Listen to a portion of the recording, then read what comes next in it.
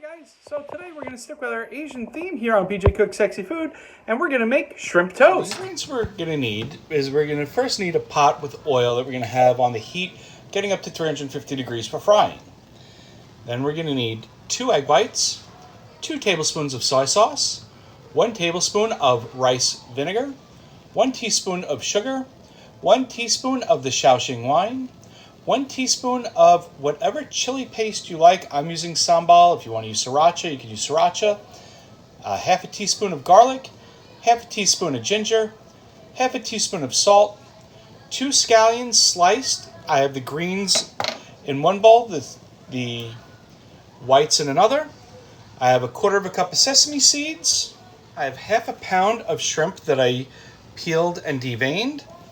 And I have 5 slices of white bread that I went and cut the crusts off and then cut it on the bias.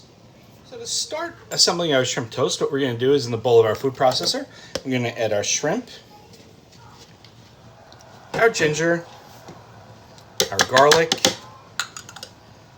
the whites of the green onion, the egg whites, sesame oil,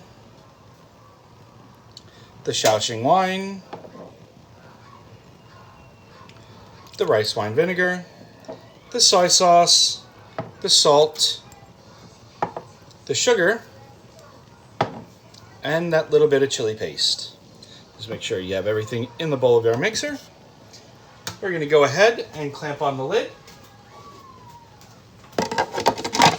And we're going to pulse this a couple of times, just until everything comes together and it's nice and smooth. As you can see, we pulse this till smooth, and we have this almost like a paste that we've created. And take out our blade. Going to take our bowl off the mixer and set that aside. We're going to bring our white bread over that's already sliced, and we're going to take about a tablespoon or so, maybe a tablespoon and a half to 2, and we're going to smear this on the top of our bread. It's going to get nice coating right across the top. And then we're going to set this off to the side. And we're going to go ahead and do that again. Now if you find you have more mixture than you have bread, you could always cut up an extra slice of bread or 2, make a few more pieces. But you're going to notice it's going to be a little loose, and that's fine. The bread is going to absorb some of it as we're making these. There we go. So I went ahead and I topped all our bread pieces with our paste, and now I'm just going to give them a good coating on the tops with those sesame seeds.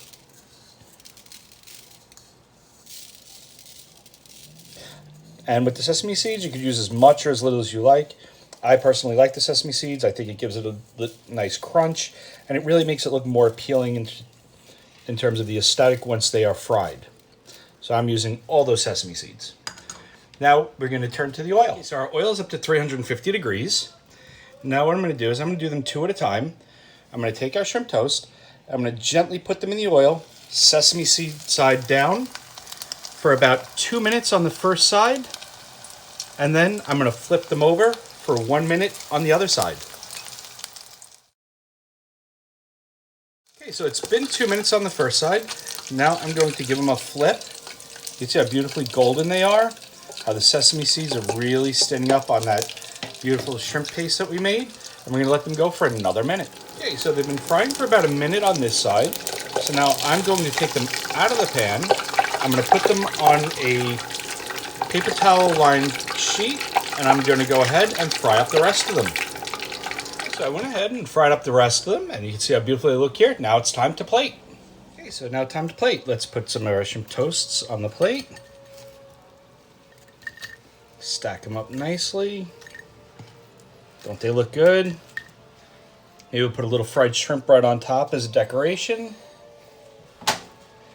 Grab some sliced scallions, sprinkle those over the top. Oh, doesn't that look so good? So quick, so easy to make at home. More flavorful than your Chinese takeout. You'll never order from the Chinese shrimp toast from the Chinese takeout again. I hope you enjoyed this video. I hope you try making this at home. Thank you for tuning in to PJ Cook Sexy Food. See you next time.